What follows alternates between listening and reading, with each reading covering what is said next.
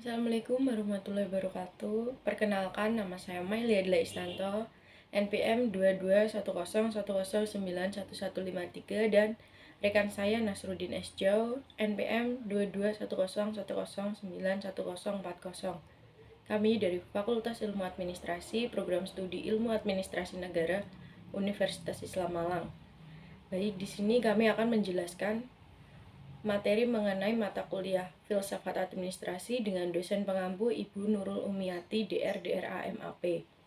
Di sini kami akan menjelaskan salah satu buku yang berjudul Filsafat Administrasi, pengarang Ari MTH Sukawati Deliangji, penerbit Universitas Terbuka. Kami di sini akan menjelaskan mengenai modul 4 yang berjudul Perbedaan Filsafat Administrasi dan Ilmu Administrasi serta Manajemen Administrasi. Perbedaan Filsafat Administrasi dan Ilmu Administrasi. Filsafat Administrasi dan Ilmu Administrasi. Filsafat Administrasi memiliki pengertian yang sangat luas, baik dari segi etimologi, historis maupun terminologi. Arti secara etimologi, istilah filsafat atau falsafah berasal dari bahasa Arab yaitu falasifa. Falasifa diambil dari bahasa Yunani philoskopia. Istilah philoskopia berasal dari kata philen yang berarti cinta dan sophia yang berarti kebijaksanaan.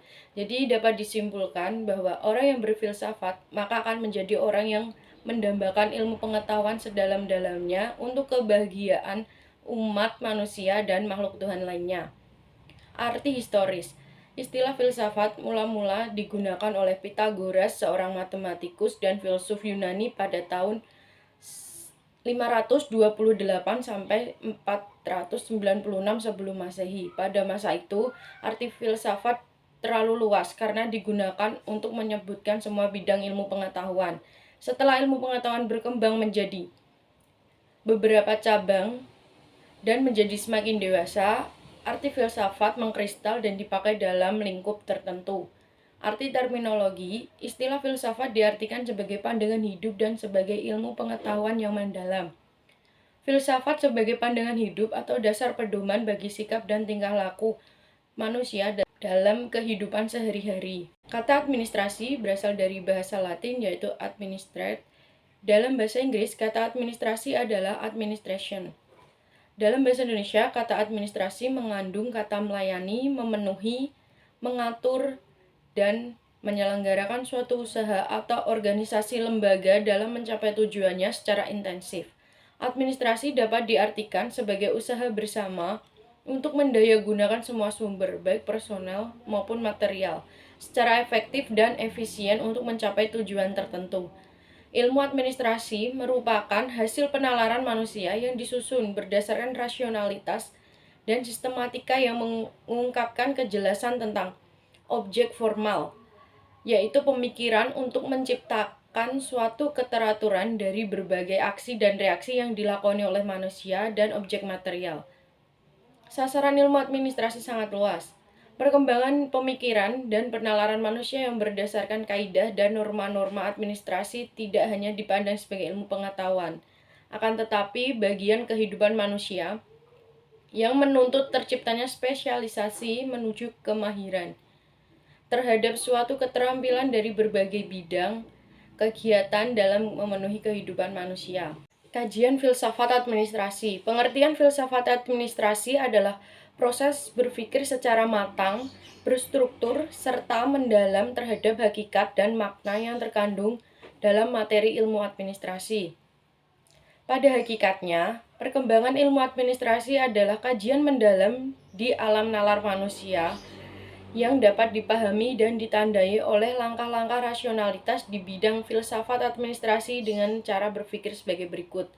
1. Ontologis, yaitu nilai dasar pemikiran manusia yang menggunakan kebenaran dasar a priori dan berakar dari pangkal pikir yang dikandung oleh ilmu administrasi itu sendiri. 2. Epistemologis, yaitu perkembangan ilmu administrasi dalam pemikiran manusia terhadap rasionalitas yang kemudian melahirkan pandangan yang bercakrawala dan tidak dapat dijangkau sampai batas akhirnya.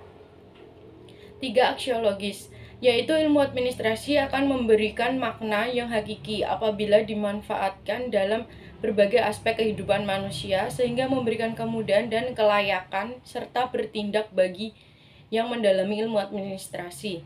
Ilmu administrasi otomatis menjadi salah satu kajian filsafat ilmu yang menspesialkan pada satu, pemikiran bersifat spekulatif, 2. Melukiskan hakikat realitas secara lengkap, 3. Menentukan batas-batas jangkauan, 4. Melakukan penyelidikan terhadap kondisi krisis, 5. Administrasi merupakan salah satu bidang disiplin ilmu. Ruang lingkup filsafat administrasi dimulai dengan membandingkan dengan filsafat lain sebagai berikut. 1. Filsafat hukum. Filsafat hukum merupakan studi yang mendasar dan komprehensif dalam ilmu hukum, sebab filsafat hukum adalah cabang filsafat khusus yang membahas masalah hukum dan merupakan landasan hukum suatu negara. Filsafat hukum membicarakan 1. Asal mula hukum, 2. Hakikat hukum, 3. Tujuan hukum, 4. Kedudukan manusia dalam hukum, 5. Norma-norma bagi penegak hukum, 6. Hubungan antara hukum dan kekuasaan, 7. Apa sebab orang menaati hukum, 8. Apa sebab negara berhak menghukum, 9. Masalah-masalah penanggung-jawaban. Filsafat hukum juga membicarakan keadilan, yaitu 1. Keadilan legalis, 2. Keadilan distributif, 3. Keadilan komutatif, 4. Keadilan konvensi, 5. Keadilan kodrat alam, 6. Keadilan politik, 7. Keadilan sosial, 8. Keadilan ekonomi, 9. Keadilan hukum, 10. Keadilan kontemporer. Dapat dikatakan, filsafat hukum adalah cabang filsafat yang membicarakan hakikat hukum, apa tujuannya, mengapa dia ada, dan mengapa orang harus tunduk pada hukum. 2. Filsafat politik. Filsafat politik adalah cabang filsafat khusus yang membicarakan masalah-masalah kehidupan politik, mempelajari asal mula negara, hakikat negara, dan nilai negara, serta segala sesuatu yang bersangkutan dengan negara. Filsafat politik merupakan cakupan atau bagian penting dari teori politik. 3. Filsafat bahasa. Filsafat ini adalah cabang filsafat khusus yang membicarakan penyelidikan bahasa atau kata-kata secara mendalam. Penyelidikan itu meliputi 1. Arti bahasa, 2. Simbol-simbol, 3. Hubungannya dengan bahasa lain, 4. Hubungan bahasa dengan ilmu-ilmu lain. 4. Filsafat budi. Filsafat ini adalah cabang filsafat khusus yang membicarakan masalah kesadaran mental dalam menghadapinya. Filsafat budi sering disebut etika, yang berkaitan dengan masalah moral mengenai baik dan buruknya suatu tingkah laku manusia. 5. Filsafat nilai. Filsafat nilai adalah cabang filsafat khusus yang membicarakan masalah nilai atau value. Filsafat ini membahas perihal nilai seperti nilai material, nilai kerohanian, nilai kejasmanian, nilai ekonomi, nilai watak, nilai keindahan, dan sebagainya. 6. Filsafat sosial. Filsafat sosial merupakan cabang filsafat khusus yang membicarakan masalah-masalah kehidupan sosial atau kehidupan bermasyarakat. Filsafat sosial mencari hakikat yang terdalam, apakah sosial itu mau kemana dan untuk apa kita bersama. 7. Filsafat pendidikan. Filsafat ini adalah cabang filsafat khusus yang membicarakan masalah-masalah pemikiran pendidikan secara mendalam. Hal-hal yang dibicarakan dalam filsafat pendidikan: 1. Penyusunan kurikulum, 2. Dasar-dasar dan sarana kurikulum, 3. Penentuan metode pembelajaran, 4. Pengaturan program studi, 5. Administrasi pengajaran, 6. Organisasi sekolah, 8. Filsafat kebudayaan. Filsafat kebudayaan adalah cabang filsafat khusus yang membicarakan masalah nilai-nilai kebudayaan. Kajian filsafat kebudayaan bermula dari 3 dimensi atau 3 tahap. 1. Alam pikiran mistis. Mitos sebagai bakat manusiawi. Mitos memiliki fungsi yang didasarkan pada pikiran yang mengandung nilai magic. 2. Alam pikiran ontologi. Ontologi adalah alam pembebasan dari keberadaan manusia. Manusia dan dunia memiliki fungsi pemikiran yang substansial terhadap keberadaannya. 3. Pemikiran fungsional merupakan peralihan ke arah fungsional, yaitu aspek dalam pikiran yang menentukan fungsi atau peranan yang sifatnya ke arah operasional. 9. Filsafat teknologi. Filsafat ini merupakan cabang filsafat khusus yang membicarakan masalah teknologi secara mendalam. Hal-hal yang dibicarakan: 1. Dasar-dasar teknologi, 2. Tujuan teknologi, 3. Penerapan teknologi. 10. Filsafat agama. Filsafat ini adalah cabang filsafat yang membicarakan masalah-masalah agama secara mendalam. Hal-hal yang dibicarakan tentang: 1. Agama langit, yakni agama yang berdasarkan wahyu, 2. Agama bumi, yakni yang berdasarkan kebudayaan, 3. Masalah keimanan dan kepercayaan kepada Tuhan. 4. Masalah pemujaan dan peribadatan. 5. Ketakwaan terhadap Tuhan. 6. Eksistensi Tuhan. 7. Masalah hari akhir. Administrasi negara baru. Administrasi negara baru meliputi kegiatan pemerintahan atau negara. Misalnya, administrasi kepegawaian negara, administrasi keuangan negara, perkantoran pemerintah, perbekalan, dan perpajakan. Paradigma administrasi negara baru atau New Public Administration menurut tokoh J.V. Denhart. 1. Melayani warga masyarakat bukan pelanggan. 2. Mengutamakan kepentingan publik. 3. Lebih menghargai warga negara bukan kewirausahaan. 4. Berpikir strategis dan bertindak demokratis. 5. Menyadari akuntabilitas bukan suatu yang mudah. 6. Melayani daripada mengendalikan. 7. Menghargai orang bukan produktivitas semata. H.G. Fredrickson membagi perkembangan administrasi negara hingga berkembangnya administrasi negara baru atau New Public Administration sejak tahun 1980-an dalam beberapa model berikut. 1. Model birokrasi klasik, tokohnya Max Weber, Woodrow Wilson, Frederick Taylor, Luther Gulick, dan Lyndall Urwick. 2. Model birokrasi neoklasik, tokohnya Herbert Simon, Richard M. Sheard, dan James G. A. Marx. 3. Model kelembagaan, tokohnya Charles Elan Blow, James Thomson, Frederick C. Moser, dan Amitai Etzioni. 4. Model hubungan kemanusiaan, tokohnya Rinsey Likert, Daniel Katz, dan Robert Kahn. 5. Model pilihan publik, tokohnya Vincent Ostrom, James Bahana, dan Gordon Tulloch.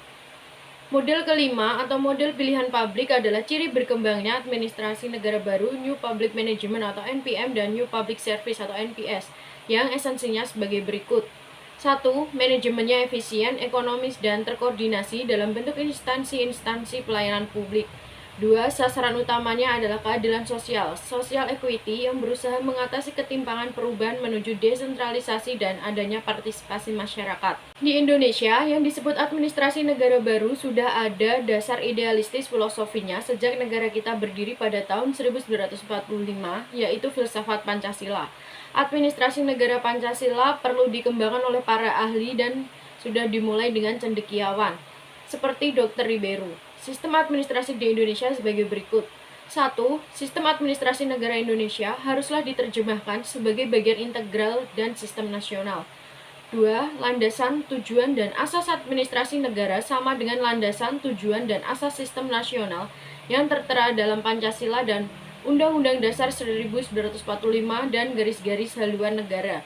3. Penyempurnaan dan perbaikan terhadap sistem administrasi negara diarahkan untuk memperkuat kapasitas administrasi. Kegiatan ini merupakan suatu proses rasionalitas terhadap sistem administrasi agar dapat memenuhi fungsinya sebagai instrumen pembangunan dan sebagai alat untuk mencapai tujuan yang telah ditentukan. Manajemen administrasi. Sifat manajemen administrasi.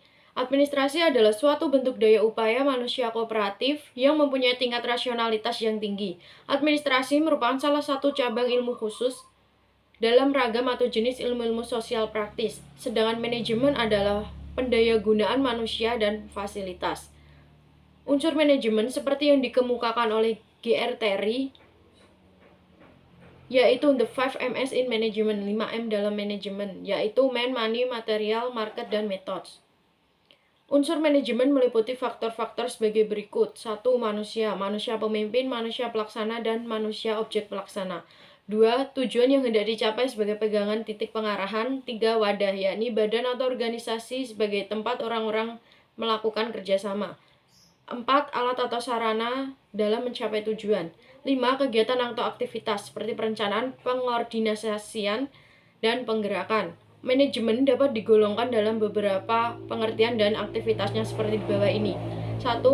Berdasarkan sifat kerjanya dapat digolongkan menjadi 2, yaitu manajemen administrasi atau administrative management dan manajemen operasi, operative management.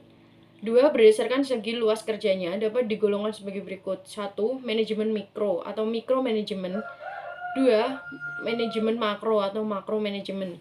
3. Berdasarkan segi pandangnya dapat digolongkan sebagai berikut. 1. Manajemen sebagai proses. 2. Manajemen sebagai kolektivita. 3. Manajemen sebagai kerangka kewenangan authority dan tanggung jawab responsibility. 4. Manajemen sebagai kegiatan atau aktivitas. 4. Berdasarkan macamnya dapat digolongkan sebagai berikut. 1. Manajemen ilmiah, scientific management. 2. Manajemen Bapak. 3. Manajemen tradisional. 4. Manajemen sistematis. 5. Manajemen terbuka. 6. Manajemen demokratis. Manajemen administrasi. Administrasi dan manajemen adalah suatu ilmu yang saling berhubungan dan tidak dapat terpisahkan. Yang dimaksudkan dengan kedua hal itu tidak dapat dipisahkan, kegiatannya saja dapat dibedakan adalah sebagai berikut. 1. Administrasi bersifat konsep serta menentukan tujuan dan kebijaksanaan umum secara menyeluruh. Sedangkan manajemen adalah subkonsep yang bertugas dalam melakukan semua kegiatan untuk mencapai tujuan dan kebijaksanaan yang sudah tertentu pada tingkat administrasi. 2. Administrasi lebih luas daripada manajemen karena manajemen sebagai salah satu unsur dan merupakan inti dari administrasi sebagai pelaksana yang bersifat operasional, melainkan mengatur tindakan-tindakan pelaksanaan oleh sekelompok orang yang disebut bawahan. Jadi, dengan manajemen, administrasi akan mencapai tujuannya. Beberapa tahap yang dapat dilakukan pada pengelolaan manajemen administrasi yaitu 1. Penggerakan atau motivating. 2. Pengawasan. 3. Penilaian atau evaluating. Terdapat 2 titik pandang mengenai manajemen administrasi, yaitu 1. Sebagai suatu usaha eksekutif yang menyeluruh sebagai suatu badan pemerintah. 2. Sebagai suatu proses tersendiri yang tunduk kepada tujuan usaha itu. Sifat-sifat manajemen terdiri dari hal-hal berikut. 1. Manajemen administrasi meliputi fungsi administratif eksekutif, karena fungsi membuat kebijaksanaan dan fungsi seremonial adalah hal-hal lain yang harus dibedakan. 2. Manajemen administrasi meliputi bidang keseluruhan dan tidak semata-mata meliputi manajemen personalia atau manajemen anggaran yang merupakan bidang-bidang khusus, tetapi meliputi bidang administrasi keseluruhan. 3. Sebagai fungsi staf. Manajemen administrasi termasuk bentuk staf umum, bukan staf khusus, karena sifatnya yang menyeluruh. Karena itu ditempatkan dengan eksekutif tertinggi. Titik pusat administrasi. Kegiatan administrasi baik yang terjadi dalam negara, dalam suatu perusahaan yang berlangsung dalam organisasi yang sederhana maupun yang besar. Titik pusatnya perhatiannya adalah terlaksananya efisiensi kerja. Pengertian istilah efisiensi. Efisiensi adalah penggunaan sumber daya secara minimum guna mencapai hasil yang optimum. Pengertian hakikat efisiensi kerja. Pada mulanya, seorang ekonom Inggris yang bernama Adam Smith memperkenalkan pengertian efisiensi dalam batasan yang sederhana sebagai perbandingan yang sebesar mungkin antara hasil dan tenaga kerja manusia seluruh dunia setiap tahunnya dan jumlah orang-orang yang akan dipergunakan dalam hasil tersebut. Pada pertengahan abad ke-19, pengertian efisiensi mulai digunakan oleh kalangan keteknikan, terutama ahli mesin. Mereka mengartikan efisiensi sebagai perbandingan antara hasil yang dikeluarkan oleh sebuah mesin dan tenaga yang dikeluarkan untuk menggerakkan mesin tersebut. Sekian penjelasan pada kesempatan kali ini. Terima kasih atas perhatiannya dan semoga bermanfaat. Wassalamualaikum warahmatullahi wabarakatuh.